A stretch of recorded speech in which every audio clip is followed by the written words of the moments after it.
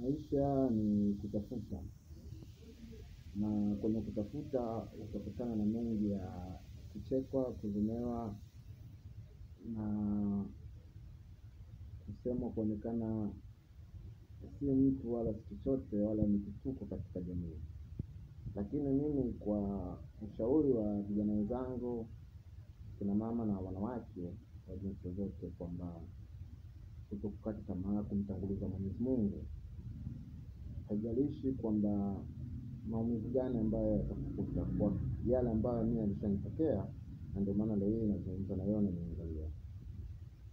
Na usikubali kugeuzwa roboti. Usikubali kwamba kuna watu wakutumie wewe ili wao wapate furaha. Alafu ukiwa wanamanage picha. Tafadhali mtu bwana, sawa, tunafanya issue hii bwana ili ndadi twende sawa. Lakini kwamba mtu anatafutia wewe kupitia au namba za simu. Yaani anafanya remote